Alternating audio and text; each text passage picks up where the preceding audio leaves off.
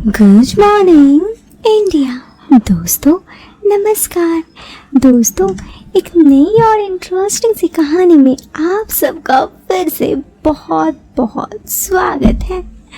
दोस्तों ये कहानी मेरे एक दोस्त की है जो पटियाला के रहने वाले हैं।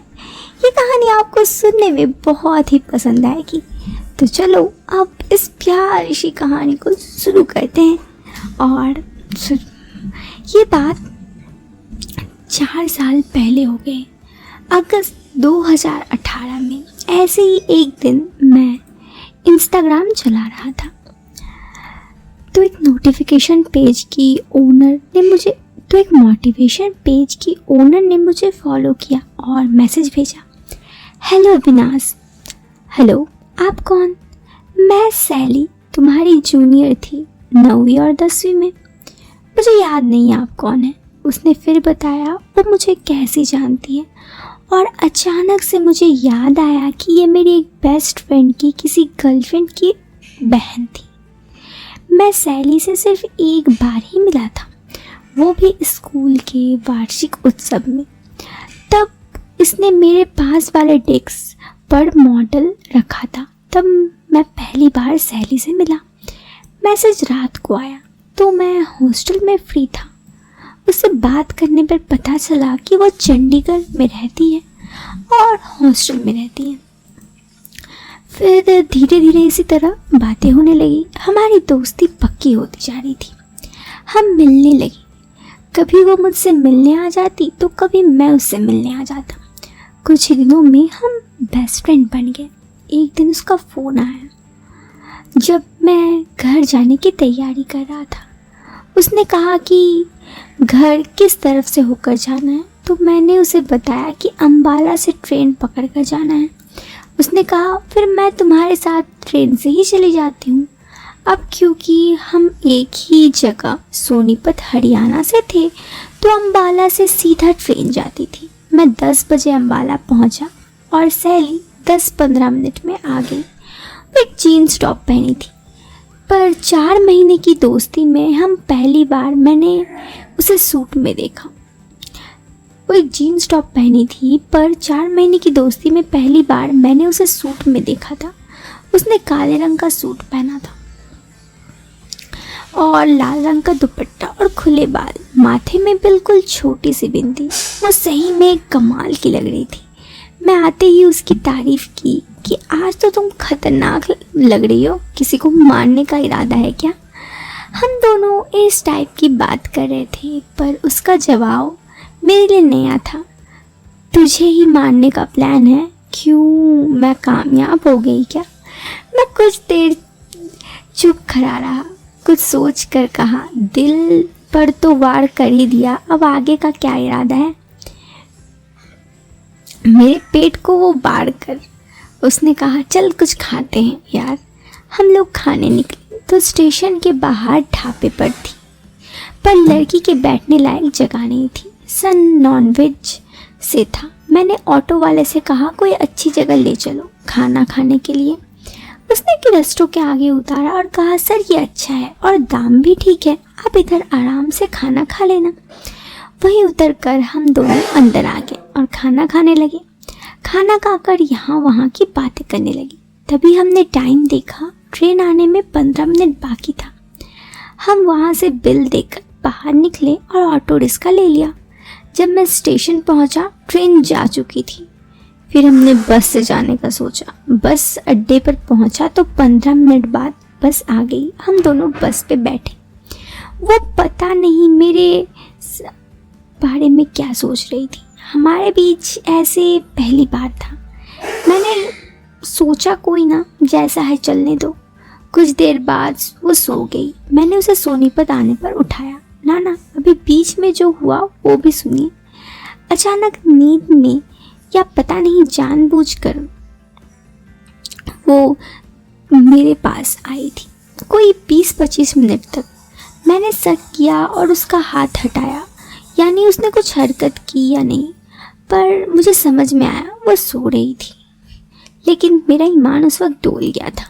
सोनीपत पहुंचकर हमने ऑटो लिया। मैंने उसे छोड़ा। फिर जैसे ही वो जाने लगी उसने कहा, आवी यार, वापस जाना हो तो छुट्टी ख़त्म होने से कुछ दिन पहले चलना। हम दोनों और सहेलियाँ ईशा चंडीगढ़ घूमेंगे। मैंने कहा ठीक है।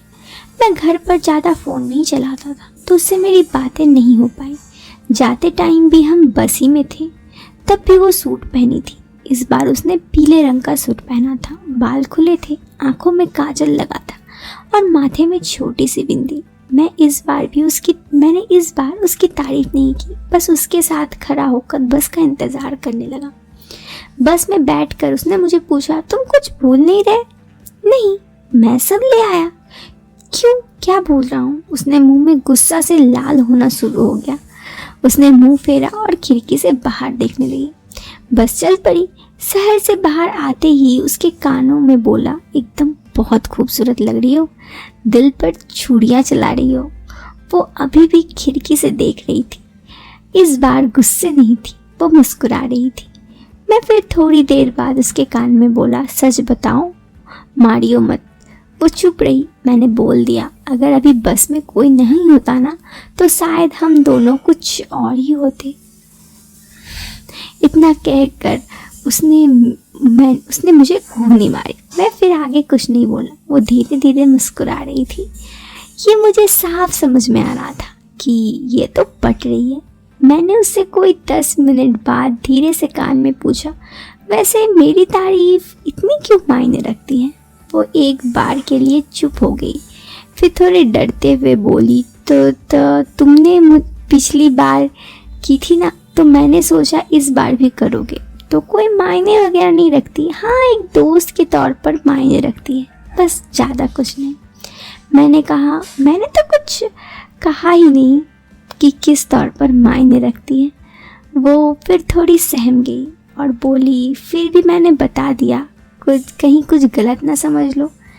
मैंने आगे इस बारे में बात करना ठीक नहीं समझा और चुप हो गया। सोनीपत से चलने के कोई 4 घंटा बाद चंडीगढ़ उतर गए। हम दोनों बस से उतरते मुझे ईशा से मिलवाया तो बस स्टैंड पर हमारा इंतज़ार कर रही थी। वो भी पूरी कयामत लग रही थी। उसे देखते ही मन में आया कि क्या कहूँ, वो देखने में बड़ी खूबसूरत थी। उसके प्यारे चेहरे पर से मेरी नज़र हटी नहीं रही थी। फिर उसने चलने को कहा।